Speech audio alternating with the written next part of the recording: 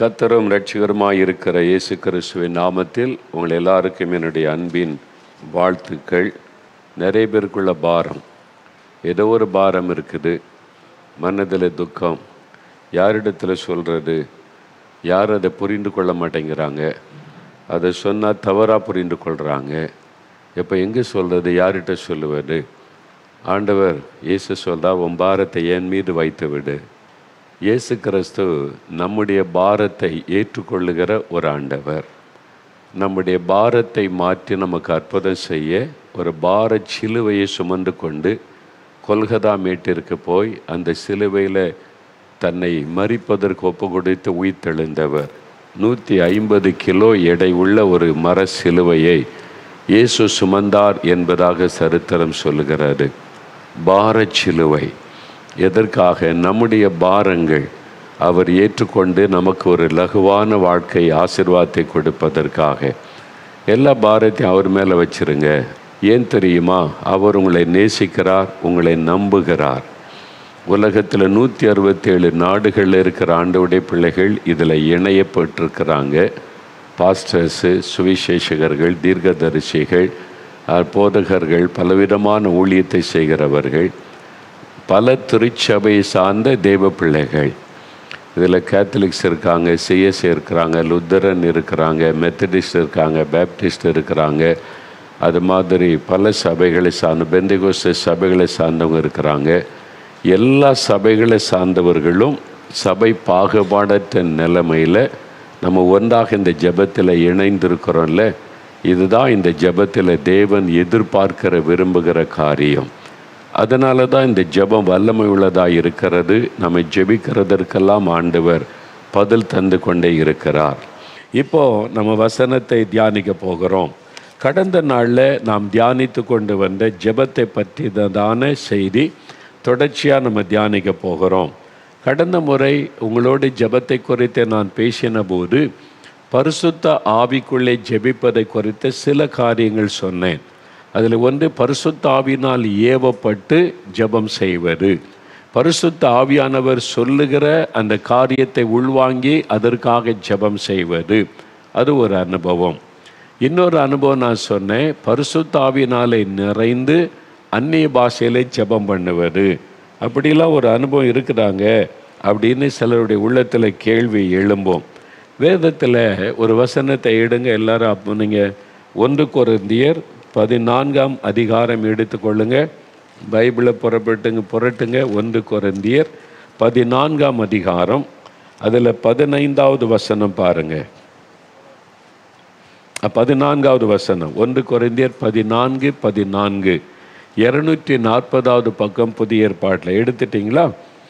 பவுல் சொல்லுகிறார், நான் அந்நிய பாஷையிலே விண்ணப்பம் பண்ணினால் என் ஆவி விண்ணப்பம் பண்ணுமே அன்றி என் கருத்து பயனற்றதாக இருக்கும். இப்படி இருக்க செய்ய வேண்டுவது என்ன? நான் ஆவியோடு விண்ணப்பம் பண்ணுவேன், கருத்தோடு விண்ணப்பம் பண்ணுவேன் என்று ஜெபத்தை பற்றி சொல்லும்போது அந்நிய பாஷையிலே ஜெபம் பண்ணுவேன் என்பதான ஒரு அனுபவத்தை சொல்லுகிறார். அப்போ ஆவில நிரம்பி அந்நிய பாஷையிலே ஜெபிக்கிறது ஒரு அனுபவம்.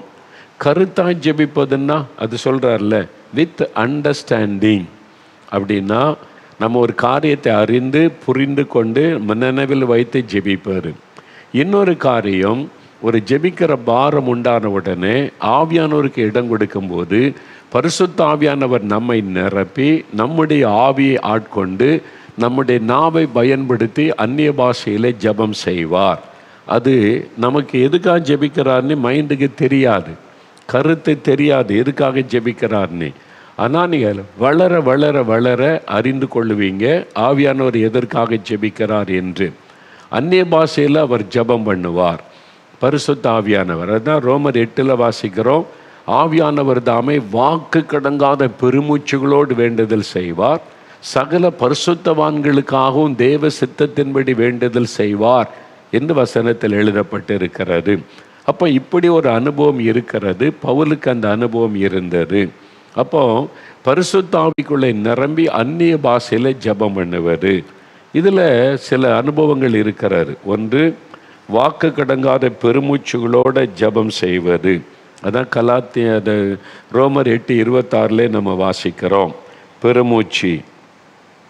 இயேசு கிறிஸ்து கூட பெருமூச்சோடு கூட ஒரு மனிதனை குணமாக்கின சம்பவம் மார்க் 7:34 பாருங்க. மார்க் எழுதின சுவிசேஷம் 7:34 ஒரு சம்பவம் சொல்லப்படுகிறார். ஒரு வியாதியஸ்தனை இயேசுவண்டை கொண்டு வர்றாங்க.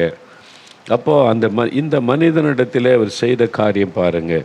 மார்க் 7:34 எடுத்துட்டிங்களா? 58வது பக்கம் எடுங்க பைபிளில், புதிய ஏற்பாட்டில் 33-34. அப்பொழுது இயேசு அவனை ஜனக்கூட்டத்தை விட்டு தனியே அழைத்து கொண்டு போய், அதாவது கொன்னை வாயுடைய ஒரு செவிடனை இயேசுவிடத்தில் கொண்டு வந்தார்கள். அவரிடத்தில் கொண்டு வந்து அவர் தமது கையை அவன் மேல் வைக்கும்படி வேண்டிக் கொண்டார்கள். அவனுக்கு வாய் பேச முடியாது, கொன்னுவா தெளிவாக பேச முடியாது. அதோடு கூட காது கேட்காது. அப்போ காதும் கேட்காது, பேசவும் முடியாத ஒரு மனிதன். அவன் மேலே கையை வைங்க சோமாயிருவான்னு சொல்கிறாங்க. ஆனால் இயேசு என்ன செய்கிறாரு? அவர் அவனை ஜனக்கூட்டத்தை விட்டு தனியே அழைத்து, இங்கெல்லாம் அங்கே இருங்க அப்படின்னு அவனை தனியாக கூட்டி கொண்டு போய் தம்முடைய விரல்களை அவன் காதுகளில் வைத்து உமிழ்ந்து அவனுடைய நாவை தொட்டு, என்ன தெளிவாக பேச முடியல, நாவையும் தொட்டு வானத்தை பார்த்து பெருமூச்சு விட்டு, இயேசு பார்த்தீங்களா, பெருமூச்சு விட்டார். பெருமூச்சு விட்டு எப்பத்தா என்றார். அதற்கு திறக்கப்படுவதாக என்ற அர்த்தமாம்.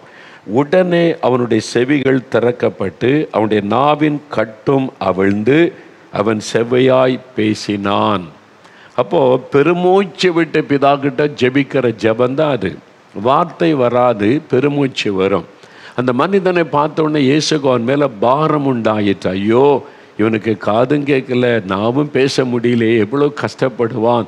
அந்த பாரம் அழித்தினதுனால எல்லாருக்கும் மத்தியில் துக்கப்பட்டு பெருமூச்சு விட முடியாது.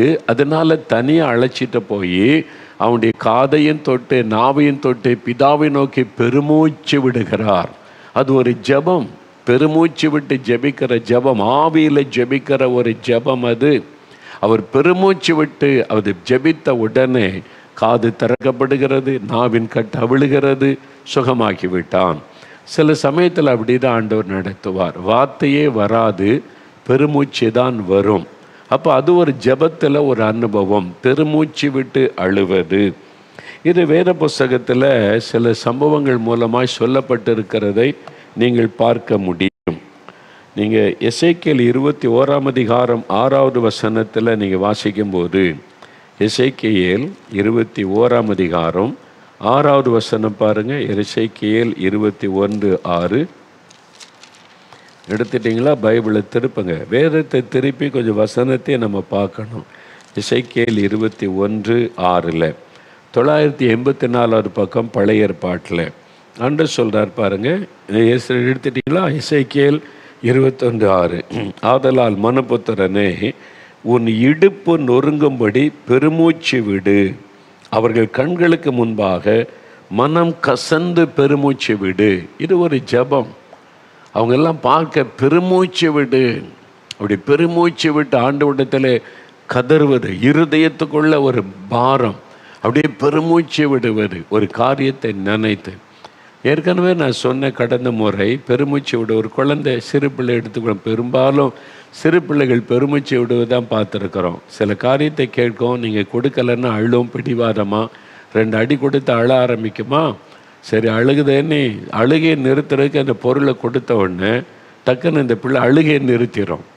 ஆனால் அப்படியே இழுக்கும் பார்த்தீங்களா, பெருமூச்சு அப்படியே இழுக்கும், அப்படியே இங்கேருந்து அடி வயிற்றுலேருந்து அப்படி இழுக்கும், அதான் பெருமூச்சு. அப்போ அந்த பாதிப்பு அந்த குழந்தையினுடைய உள்ளத்தில் அது பெருமூச்சாய் வெளிவருகிறார். அதே மாதிரி தேசத்தில் நடக்கிற சம்பவம், மனிதர்களை பார்க்கும்போது பாதிக்கப்பட்ட மக்கள் அவங்கள பார்க்கும்போது அழுக வருதில்ல, கண்ணீர் வருதில்ல, அதனுடைய உச்சக்கட்டம் தான் பெருமூச்சு. ஆவியானவர் அந்த பெருமூச்சை நமக்குள்ளே உண்டாக்கி அவர் பிதாகிட்ட பெருமூச்சோடு வேண்டுதல் செய்வார். அந்த மாதிரி பெருமூச்சோடு அவர் வேண்டுதல் செய்துட்டா உடனே அற்புதம் நடக்கும். என்னால் அது மனிதனால் உண்டாகிற விஷயம் அல்ல. ஆவியானவர் வாக்கு கடங்காத பெருமூச்சுகளோடு வேண்டுதல் செய்வார். நீங்கள் என்னைக்காவது அப்படி ஜெபிச்சிருக்கிறீங்களா? நான் பார்த்துருக்கேன். சில சமயம் சில தேசம் சில மக்கள் குறித்து பேசும்போது பாரம் வரும், அழுக வரும், கண்ணீர் வரும், அப்புறம் வார்த்தை வராது. அப்படியே தரையில் விழுந்து கிடந்து அழுது வரும், ஏக்கம் வரும், வார்த்தையே வராது. அந்த மக்கள் மனக்கண் முன்னால் நிற்பாங்க. அந்த தேசம், அந்த மக்கள், அந்த பேர்டன் அப்படியே அழுத்தம், அப்படியே கண்ணீர் தான் வரும், பெருமூச்சு தான் வரும், வார்த்தையே வராது. அந்த மாதிரி ஜெபிக்கிற அனுபவம் பெற்றிருக்கிறீங்களா? பல சமயங்களில் என்னுடைய தனி அறை ஜெபத்தில் நான் பார்த்துருக்கிறேன். சில சமயத்தில் பப்ளிக்கில் கூட அப்போ தான் முகங்குப்புற விழுந்து அழுவது, அது மாதிரி சிலர் நடந்திருக்கிறார். நம்மளையும் அறியாதபடி அந்த பாரம் அழுத்தின உடனே அந்த மாதிரி ஒரு கண்ணீரும் பெருமூச்சும் வந்து விடும். அது மாதிரி பைபிளில் அதை குறித்து சொல்லி இருக்கிறதை பார்க்கிறோம். அதே மாதிரி எரேமியா 9:1 நீங்கள் வாசித்தீங்கன்னா, எரேமியா தீர்க்கதரிசன புஸ்தகம் 9ஆம் அதிகாரம் 1ஆம் வசனம் வாசிக்கும்போது பாருங்களேன், ஒருவருடைய ஜெபம் எழுதப்பட்டிருக்கு. என் தலை தண்ணீரும் என் கண்கள் கண்ணீருமானால் நலமாயிருக்குமே, அப்பொழுது என் ஜனமாகிய குமாரத்தை கொலையுண்ண கொடுத்தவள் நிமித்தம் நான் இரவும் பகலும் அழுவேனே. ஒரு பேர்டன், இரவும் பகலும் நான் அழுவேன் என் ஜனத்துக்காக. அப்படி ஒரு அனுபவம் இருக்குதில்ல. ஜெபம் இரவும் பகலும் அழுகிற ஒரு ஜெபம், கதறுகிற ஒரு ஜெபம், அதில் நம்ம பார்க்கிறோம். புலம்பல் 2:18-19 எரேமியாவுடைய புலம்பல். எரேமியா தீர்க்கதரிசி ஒரு அழும் தீர்க்கதரிசி, வீப்பிங் ப்ராஃபட்னு சொல்லுவாங்க. ஜனங்களுக்காக ரொம்ப பாரம் கொண்டு ஆண்டவர் வெளிப்படுத்தின சம்பவத்தை வைத்து ஜெபித்த மனிதர். புலம்பல் 2ஆம் அதிகாரம் 18-19 வசனத்தில் பாருங்கள், அது சொல்லுகிறார். அதாவது 954வது பக்கத்தில், அவர்கள் இருதயம் ஆண்டவரை நோக்கி கூப்பிடுகிறது. சீயோன் குமாரத்தியின் மதிலே இரவும் பகலும் நதி அளவு கண்ணீர் விடு, ஓய்ந்திராதே, உன் கண்ணின் கருப்பு விழி சும்மா இருக்க ஒட்டாதே. இதில் இரவும் பகலும் கூப்பிடு. தேசத்தில் நடக்கிறது, மக்கள் பாதிப்பை பார்த்து இரவும் பகலும் கூப்பிடு. எழுந்திரு, ராத்திரியிலே முதற் சாமத்தில் கூப்பிடு. ஆண்டவர் சமூகத்தில் உன் இருதயத்தை தண்ணீரை போல ஊற்றிவிடு. அப்படிலாம் ஆவியானவர் சொல்லி வைத்திருக்கிறார். ராத்திரியில் எழும்பு, அதிகாலையில் நடுராத்தில் எழும்பி கூப்பிடு, கதறு என்பதாக. அப்போ இப்படிலாம் ஒரு ஜெபம் இருக்கிறது. மக்களுக்காக பரிந்து பேசி கதறி அழுது ஜெபிப்பது. சிலர் இதெல்லாம் தேவையில்லைன்னு பேசுவாங்க பாருங்க. அந்த பைபிளில் அதெல்லாம் இருக்கிறது. இயேசுவே முகங்குப்புற விழுந்து கெத்செமனே தோட்டத்தில் ஜெபிக்கிறார். சிலர் இயேசு ஜெபிச்சிட்டார், முடிச்சிட்டார், நமக்கு அது தேவையில்லைன்னுவாங்க. இயேசு மாதிரியை காண்பித்தார், என் அடிச்சுவட்டில் நடந்து வாங்கின. அப்படி தானே பைபிளில் இருக்குது.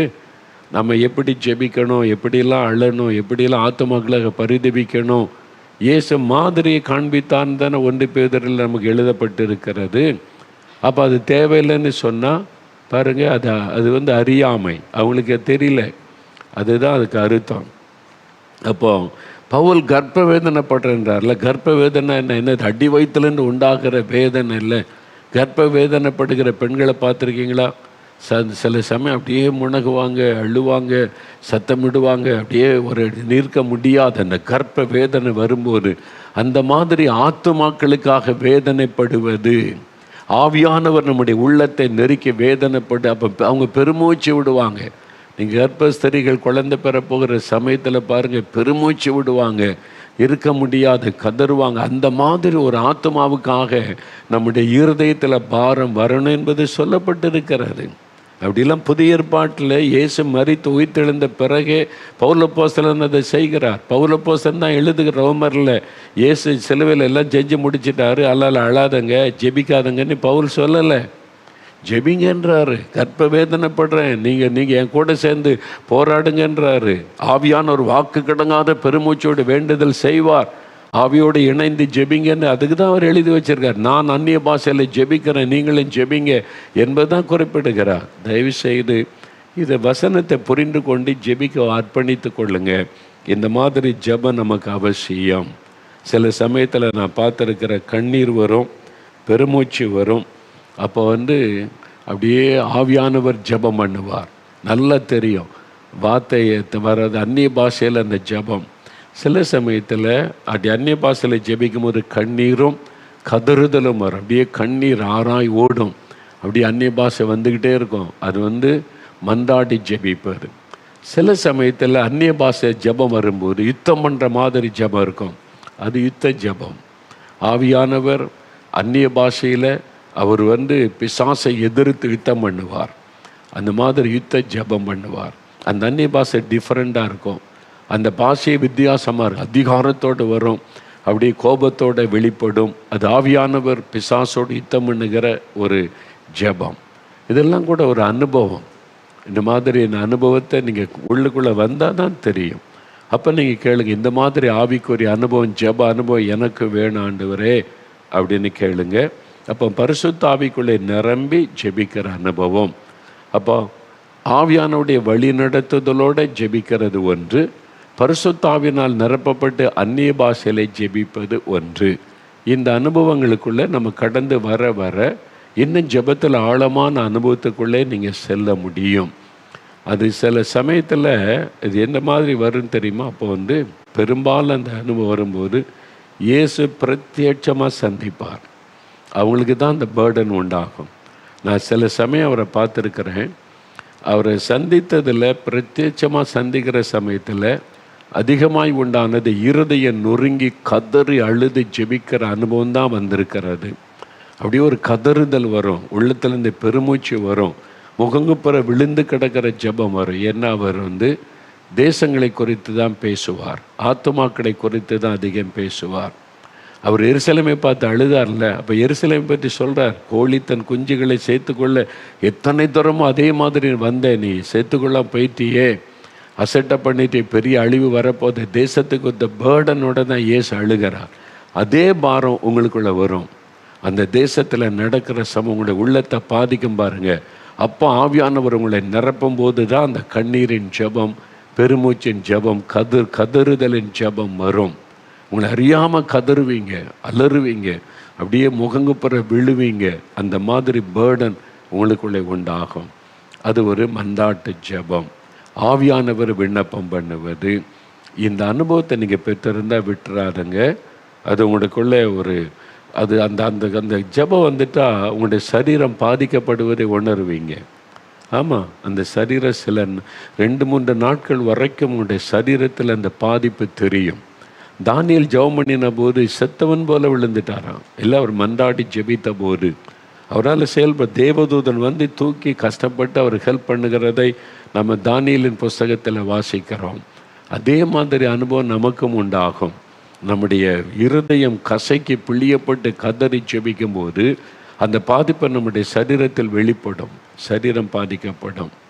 ஒரு சமயம் நான் அமெரிக்கா தேசம் போயிருக்கும்போது எனக்கு தெரிந்த ஒரு மகள், சின்ன வயசுலேருந்து ஊழியத்துக்கு ஒப்பு கொடுத்து கணவன் மகனோடு சேர்ந்து ஊழியம் செய்கிற மகள், அவன் குழந்தைகளும் இருக்குது. என்னை பார்க்க அந்த மகள் வந்திருந்தாள். அவளை எனக்கு ரொம்ப காலமாக தெரியும்ல, பார்க்க அங்கே உங்கள்கிட்ட ஒரு முக்கியமான காரியம் பேசணும், என்ன விஷயமானு கேட்டேன். அவங்களுக்கு கணவர் வந்திருந்தாங்க. அவள் சொன்னால், திடீர்னு நான் சமையல் பண்ணிக்கிட்டு இருப்பேன், வீட்டு வேலை செய்துக்கிட்டு இருப்பேன், திடீர்னு ஒரு அபிஷேகம் இறங்கும், ஆவியான ஒரு ஜெபிக்க ஏவுவார். அப்போ உடனே அந்த சமையல் எல்லாத்தையும் அப்படியே விட்டுட்டு போய் முழங்கால் படிக்கிட்டா ஒரு கர்ப்ப வேதனை வரும், கதறுதல் வரும், பெருமூச்சு வரும், அழுகை வரும், வார்த்தையே வராது, அந்நிய பாஷை வரும். அப்படியே விழுந்து கடந்து அழுவேன். அப்படியே அந்த ஆவியானவர் விண்ணப்பம் பண்ணுகிறார் என்பது எனக்கு நல்லா தெரியும். அமெரிக்காவில் இருக்கிற சில காரியங்கள் என் உள்ளத்தை பாதித்தது. வாலிபர்கள், வாலிப பிள்ளைங்கள், அது என் உள்ளத்தை பாதிச்சனால ஆவியானவர் அந்த பாதிப்பை உண்டாக்கி ஜெபிக்க வைப்பார். நான் வெகு நேரம், பல மணி நேரம் கதறி கொண்டு படுத்து கடந்து அப்படியே அழுது ஜெபிச்சுக்கிட்டு இருப்பேன். அப்போ அதுக்கு பிறகு 2-3 நாட்கள் என்னால் எழுந்திருக்க முடியாது, ஒன்றுமே செய்ய முடியாது, சரீரம் ரொம்ப பலவீனமாயிரும். என் கணவர் சொல்லுவாங்க, எதுக்கு இப்படி கிடந்து அழுது ஜெபிக்கிற, எதுக்கு இப்படி கஷ்டப்பட்டுட்டு அப்புறம் 3 நாளாக நீ வேதனைப்பட்டுக்கிட்டு இருக்க, சரீரெல்லாம் பலவீனப்பட்டு, இதெல்லாம் அமைதியாக ஜெபம் பண்ணால் போதாதான்னு சொல்லி நான் சொல்கிறேன், நானாக இருக்கேன், ஆவியானவர் வருகிறார், என்னை ஜெபிக்க வைக்கிறார், அது ஆவியானவர் கண்ட்ரோல் எடுத்து என்னை ஜெபிக்க வைக்கிறார், நான் இடம் கொடுக்குறேன், அவ்வளவுதான். அப்போ அவர் சொன்னால் எனக்கு வேண்டாங்கள், இது எனக்கு புதுசாக இருக்குது, இந்த அனுபவம் எனக்கு வேண்டாம், சரீரம் பாதிக்கப்படுது, 2-3 நாள் வரைக்கும் என்னால் ஒன்றும் செய்ய முடியாமல் டயர்ட் ஆகிடுறேன். ஒரு முறை அந்த ஜெபம் பல மணி நேரம் அந்த ஜெபம் நடக்கும். அதுக்கு பிறகு 2-3 நாள் பாதிக்கப்பட்டுரும். நான் அவளை பார்த்து சொன்னேன், இது மந்தாட்டின் ஜெபம். ஆவியானவர் உனக்குள் இறங்கி இந்த தேசத்தில் இருக்கிற வாலிபர்கள் இது குறித்து நீ பாரப்படுறல்ல, அந்த பாரத்தை உனக்குள்ள உண்டாக்கி ஜெபம் பண்ணுகிறார். அந்த ஜெபம் இது எல்லாருக்கும் கிடைக்கிறது அல்ல. இதை தேவன் உனக்கு கிருபையாக கொடுத்தது, வேண்டான்னு சொல்லாத. ஆண்டவர் கிருபை தருவார், பலன் தருவார். அவருடைய கணவரோடும் பேசினேன். இது ஒரு அனுபவம். இது பைபிளில் சில பரிசுத்தவான்களுக்கு அந்த அனுபவம் இருந்தது. தானியலுக்கு இருந்தது, எரேமியாவுக்கு இருந்தது, அப்படிலாம் இருந்தது. அதனால் வேண்டான்னு சொல்லாது, இது தேவனுடைய கிருபை.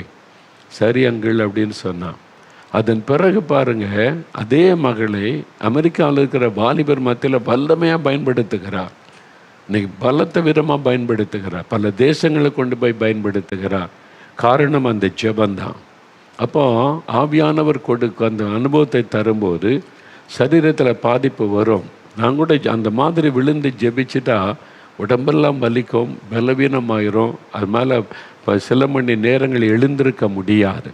அந்த பாதிப்போடு கூட ஜெபிப்பார். அப்போ இயேசு கிறிஸ்து கெத்செமனே தோட்டத்தில் முகங்குப்புற விழுந்து ஜெபித்த போது என்ன நடந்தது? சரீர பலனெல்லாம் இழந்துட்டார் கெத்செமனே தோட்டத்திலேயே. அப்போ எவ்வளோ பாடுகள் நமக்காகப்பட்டார் யோசித்து பாருங்க.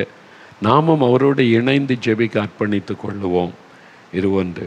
அடுத்து 4வது ஒரு ஜெபம். இப்போ 3 தான் பார்த்துருக்குறோம்ல. இப்போ 4வது ஒரு ஜெபம், தேவனுடைய சித்தத்தின்படி ஜெபிக்க வேண்டும். எப்படி ஜெபிக்கணும்? ஆவியில் நம்ம ஜெபிக்கணும். அதே சமயத்தில் தேவ சித்தத்தின்படி ஜெபிக்கணும். ஜெபிக்கும்போது அது முக்கியம். வேத புஸ்தகத்தில் 1 யோவான் 5:14 பாருங்கள். 1 யோவான் 5:14 நாம் எதையாகிலும் அவருடைய சித்தத்தின்படி கேட்டால் அவர் நமக்கு செவி கொடுக்கிறார் என்பதே அவரை குறித்து நாம் கொண்டிருக்கிற தைரியம். பாருங்கள், 1 யோவான் 5ஆம் அதிகாரம் 14வது வசனம், 330வது பக்கம் புதிய ஏற்பாட்டில் பார்த்தீங்களா? நாம் எதையாகிலும் அவருடைய சித்தத்தின்படி கேட்டால் அவர் நமக்கு செவி கொடுக்கிறார் என்பதே அவரை குறித்து நாம் கொண்டிருக்கிற தைரியம். அப்போது நம்முடைய ஜெபம் தேவ சித்தத்தின்படி இருக்கணும். நம்ம என்ன கேட்டாலும் தருவேன் இருக்கார்ல, எதை வேணாலும் கேட்கலாம் அப்படின்னா இல்லை, அப்படி கிடையாது. தேவ சித்தத்தின்படி நம்ம கேட்டால் தான் அதை பெற்றுக்கொள்ள முடியும். சில சமயம் நம்முடைய ஜெபத்துக்கு பதில் வராதது போல் இருக்கும். ஜெபத்துக்கு பதில் வரலையே. சில சமயத்துக்கு நம்முடைய ஜெபத்துக்கு நாம் எதிர்பார்த்தபடி பதில் வராது. நம்ம ஒன்று கேட்போம், அப்படி பதில் வராது. அதனால் சிலர் சோர்ந்து போவாங்க. நான் ஜெபிக்கிறேன், பதில் வரல, நான் கேட்ட மாதிரி நடக்கலை, அதனால் ஜெபத்தில் சோர்ந்து போவாங்க. ஏன் தெரியுமா? அப்போ நீங்கள் யோசிக்கணும், நீங்கள் ஜெபித்தது தேவ சித்தத்தின்படி ஜெபிச்சிங்களா அப்படின்னு நீங்கள் யோசிக்கணும். அவரால் எதையும் செய்ய முடியல, எதையும் செய்ய முடியும் தான், ஆனால் தேவ சித்தம் ஒன்று இருக்குல்ல, எதையும் செய்ய முடியும்னு சொல்லி, ஆண்டவரே நான் தார் ரோட்டில் ட்ரெயின் ஓட்டணும், அந்த ட்ரெயின் கொடுங்க, எனக்கு அற்புதம் செய்யுங்கன்னா செய்வாரா? ஆண்டு சொல்ல, உனக்கு புத்தி இருக்குதா? மூளை கொடுத்துருக்காருல்ல. ரயில்வே தார் ரோட்டில் எப்படி ட்ரெயின் ஓடும்? புத்தி இருக்குதா உனக்கு? கப்பல் எப்படி இருந்தா ரோட்டில் ஓடும்? கடலில் தானே ஓடும். இது அறிந்து கொண்டு சொல்லுவார். அதனால் முட்டாள்தனமாக நம்ம பேசக்கூடாது. நம்ம நினைக்கிறெல்லாம் பேசி ஆண்டவர் தான் அது செய்ய முடியுமா, இதை செய்ய முடியுமா, ஏன் செய்யக்கூடாது அப்படிலாம் பேசக்கூடாது. தேவ சித்தத்தின்படி ஜெபிக்க நம்ம தான் பழகணும். அதனால தான் ஜெபத்தை பற்றி முழுமையாக வேதம் என்ன சொல்லுதுன்னு கவனிக்கணும். ஏன்னா சிலர் பாருங்கள், யாக்கோபு 4ஆம் அதிகாரம் 3ஆம் வசனம் பாருங்களேன். ஏன் நம்ம சில சமயம் பெற்றுக்கொள்வதில்லை? ஜெபத்துக்கு பதிலை ஏன் பெற்றுக்கொள்வதில்லை? ஏன் ஆண்டவர் பதில் கொடுப்பதில்லை? யாக்கோபு 4ஆம் அதிகாரம் 3ஆம் வசனம் பாருங்கள். 315வது பக்கம் எடுத்துட்டிங்களா? அந்த பாருங்கள். நீங்கள் விண்ணப்பம் பண்ணியும் உங்கள் இச்சைகளை நிறைவேற்றும்படி செலவழிக்க வேண்டும் என்று தகாத விதமாய் விண்ணப்பம் பண்ணுகிறபடியால் பெற்றுக்கொள்ளாமல் இருக்கிறீர்கள். ஏன் ஜெபத்துக்கு பதில் வர மாட்டேங்குது? விசுவாசத்தோடு தான் ஜெபிக்கிறீங்க, உபவாசித்து தான் ஜெபிக்கிறீங்க, ஆனால் ஜெபத்துக்கு பதில் வர மாட்டேங்குது. ஏன்? ஆண்டவரே சொல்கிறார், நீங்கள் விண்ணப்பம் பண்ணியும் உங்கள் இச்சைகளை நிறைவேற்றும்படி செலவழிக்க வேண்டும் என்று தகாத விதமாய் விண்ணப்பம் பண்ணுறீங்க. உங்கள் ஜெபம் தகாத விதமாக இருக்குது. உங்களுடைய மாம்ச இச்சையை நிறைவேற்றுகிற மாதிரி அந்த ஜெபம் இருக்கிறது. அந்த ஜெபத்துக்கு பதில் வராது. அதனால் நம்ம விரும்பினதெல்லாம் கேட்டு பெற்றுக்கொள்ளலான்னு நீங்கள் வேண்டாததெல்லாம் கேட்கக்கூடாது. தேவ சித்தத்தின்படி கேட்டு ஜெபிச்சு பழக வேண்டும். அப்போ தான் ஜெபத்துக்கு பதில் வரும்.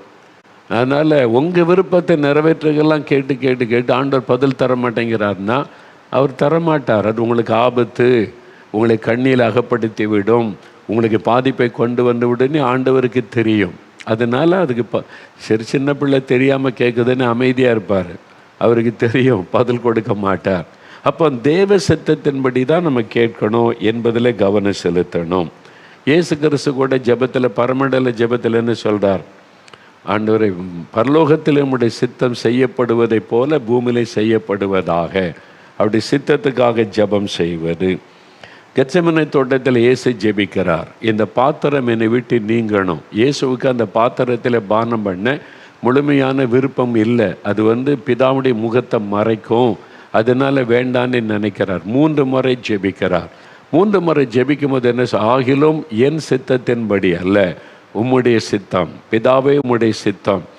எனக்கு இது விருப்பம், இது பாத்திரம் வேண்டாம், ஆனால் உம்முடைய சித்தம் நிறைவேறட்டும். பிதாவின் சித்தத்துக்கு ஒப்பு கொடுத்து ஜெபிக்கிறார். பிதாவின் சித்தம் அந்த பாத்திரத்தில் பானம் பண்ணுவது என்பதை அறிந்த உடனே இயேசு அதை சந்தோஷமாக ஏற்றுக்கொண்டார். அவர் விலகி ஓடவில்லை. அது மாதிரி பிதாவின் சித்தத்துக்கு ஒப்பு கொடுத்து இயேசு ஜெபித்ததுனால தேவதூதன் உடனே பலப்படுத்தி அந்த ஜெபம் பண்ணின போது அப்பொழுது தேவதூதன் இயேசுவை பலப்படுத்தினான் என்று லூக்கா 22, 42, 43 வசனத்தில் நீங்கள் வாசிக்க முடியும். இப்போ தாவீது வாழ்க்கையில் எனக்கு தாவீதுடைய கேரக்டர் ரொம்ப பிடிக்கும். வேத புஸ்தகத்தில் மோசே, தாவீது, இந்த தாவீது வாழ்க்கையில் ரொம்ப கவனமாய் பார்க்க வேண்டிய விஷயம் என்னென்னா, அவர் எப்பொழுதும் தேவனிடத்தில் விசாரித்து செயல்படுகிறவராய் இருந்தார். 2 சாமுவேல் 2ஆம் அதிகாரம் எடுத்துக்கொள்ளுங்க. இப்போ சவுல், தாவீதுக்கு விரோதமாக எழும்பினது யார்? சவுல் ராஜாவும் அவனுடைய குமாரனும் இறந்துட்டாங்க யுத்தத்தில். அப்போ தாவீதுடைய எதிராளி இறந்துட்டான். இப்போ சவுலுக்கு பிறகு ராஜாவாக தெரிந்து கொள்ளப்பட்டது தாவீது. சாமுவேல் மூலமாக, தீர்க்கதரிசி மூலமாக கர்த்தர் அபிஷேகம் பண்ணிட்டார், நீ தான் அடுத்த ராஜா நீ. இப்போ சவுல் இறந்த உடனே தாவீது என்ன பண்ணியிருக்கலாம்? நேர போய் நான் தான் அடுத்த ராஜா, கர்த்தர் என்னை அபிஷேகம் பண்ணியிருக்கிறார், எல்லாரும் வாங்க என்னை கீழே உடனே சிங்காசனத்தில் போய் அமர்ந்திருக்கலாம். அப்படி செய்யலை. தேவனுக்கு அவனுக்கு வெளிப்பாடு கொடுத்து தீர்க்கதரிசனமாக பேசி அதுக்கான அபிஷேகம் கொடுத்திருந்த போதிலும் சவுல் இறந்த உடனே நான் தான் ராஜா நீ போய் உடனே நிற்கவில்லை. அந்த வசனம் கவனிங்க. 2ஆம் அதிகாரம் 1ஆவது வசனம் பாருங்க. பின்பு தாவீது கர்த்தரை நோக்கி. முந்தின அதிகாரத்தில் சவுல் ராஜா இறந்துட்டார் கில்போவா மலையில். அதுக்காக தாவீது துக்கப்படுகிறார். துக்கப்பட்டுட்டு அழுகிறார். பராக்கிரமசாலிகள் விழுந்துட்டாங்க, என் சத்துரு அழிஞ்சிட்டான்னு சந்தோஷப்படலை. ஐயோ, அவங்கெல்லாம் அபிஷேகம் பண்ணப்பட்டவங்க, பராக்கிரமசாலிகள் விழுந்துட்டாங்களே, துக்கப்பட்டு அழுகிறார். அழுதுட்டு போய் உடனே சிங்காசனத்தை பிடிக்கலை. என்ன சொல்கிறார் பாருங்க. பின்பு தாவீது கர்த்தரை நோக்கி, நான் யூதாவின் பட்டணங்கள் ஒன்றிலே போய் இருக்கலாமா என்று விசாரித்தான். ஆண்டவரிடத்தில் எவ்வளோ ஆண்டவரே, சவுல் இறந்துட்டாரு, நான் இப்போ யூதாவில் சவுல் இருக்க வரைக்கும் யூதா பட்டணத்தில் போக முடியல, அவர் என்னை பகைச்சார், என்னை கொல்ல தேடினார், அதனால் விலகி இருந்தேன். இப்போ நான் போய் யூதாவில் இருக்கிற ஒரு பட்டணத்தில் இருக்கலாமா? கர்த்தரிடத்தில் விசாரிக்கிறார். எவ்வளோ அழகான ஜெபம் பார்த்தீங்களா? தேவ சித்தம் என்ன என்பதை அறிந்து கொள்வதில் கவனம் செலுத்தினா தாவீது. அந்த தடை மாறிட்டல, நான் செய்கிறேன்னு துணிஞ்சு போகவில்லை. அவர் கேட்கிறார். அதுக்கு கர்த்தர் சொல்கிறார், போ. அவ்வளோதான் பதில். நீங்கள் அதை நல்ல வாசி பாருங்க. நான் யூதாவில் இருக்கிற ஒரு பட்டணம் ஒன்றில் போய் இருக்கலாமா? சரி போ. அடுத்து அவர் எவ்விடத்திற்கு போகலாம் என்று தாவீது கேட்டதற்கு அப்பொழுதுதான் கர்த்தர் சொல்லார், எபிரோனுக்கு போ என்றார். அந்த ஒரு வசனத்துக்குள்ள எவ்வளோ பெரிய சத்தியம் அடங்கியிருக்கு பாருங்க. தாவீது போய் கேட்குறார், சவுல் இறந்துட்டாரு, இப்போ எனக்கு யூதாவில் என்னை எதிர்க்க ஆள் இல்லை, நீங்கள் என்ன ராஜாவை அபிஷேகம் பண்ணிட்டீங்க, நான் போகிறேன், இப்போ ராஜா ஸ்தானத்தை எடுத்துக்கொள்றேன்னு சொல்லலை. சவுல் இறந்துட்டாரு, நான் யூதாவின் பட்டணத்தில் ஒன்றில் போய் இருக்கலாமா விசாரிக்கிறார். உம்முடைய சித்தம் என்ன? ஆண்டவர் சொல்லார், போ அப்படின்ட்டார். இப்போ அடுத்த கேள்வி, எங்கே போகிறது? தான் விரும்பின இடத்துக்கு போகலை. எனக்கு அங்கே என் ஊர் இருக்குது, நான் போய் பெத்லெஹேம் போகிறேன், எருசலேம் போகிறேன்னு அவர் சொல்லலை. எந்த பட்டணத்துக்கு போகிறது ஆண்டவரேன்னு விசாரிக்கிறார்.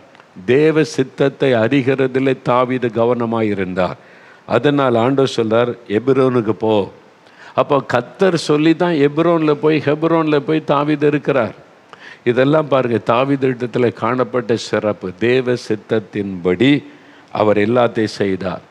ஒரு நிமிடம் ஜெபிக்கலாம். அப்படி இருதயத்தில் கை வைங்க. ஆண்டவரே, உம்முடைய சித்தத்தை தான் நான் செய்யணும், உமக்கு சித்தமானபடி நான் ஜெபிக்கணும், உம்முடைய சித்தத்தை அறிந்து ஜெபிக்கணும், எனக்கு கிருபை தாங்க, கிருபை தாங்க, கிருபை தாங்க. உம்முடைய சித்தத்துக்கு மாறா எதையும் செய்யக்கூடாது, எனக்கு உதவி செய்யுங்க. ஜெபம் பண்ணுங்க, ஜெபம் பண்ணுங்க. ஊழியக்காரங்க முக்கியமாக ஜெபம் பண்ணுங்க. கிறிஸ்தவ குடும்பங்கள் ஜெபம் பண்ணுங்க. ஆண்டவரே, உம்முடைய சித்தத்தை அறிந்து செயல்பட நான் என்னை ஒப்பு கொடுக்கிறேன். உம்முடைய சித்தத்தை அறிந்து ஜெபிக்க செயல்பட அர்ப்பணிக்கிறேன். உம்முடைய சித்தத்துக்கு மாறாய் நடந்து கொண்டதை கர்த்தர் எனக்கு மன்னியும். ஆண்டவரே, இனிமேல் உம்முடைய சித்தத்தை அறிந்தே நான் ஜெபிப்பேன், செயல்படுவேன், ஒப்பு கொடுக்கிறேன். இயேசு கிறிஸ்துவின் நாமத்தில் ஆமேன், ஆமேன். என் ஆத்துமாவே கர்த்தரை சோஸ்திரி, என் முழு உள்ளமே அவருடைய பரிசுத்தமுள்ள நாமத்தை சோஸ்திரி. என் ஆத்துமாவே கர்த்தரை சோஸ்திரி, அவர் செய்த சகல உபகாரங்களை மறவாதே. ஆமேன், ஆமேன்.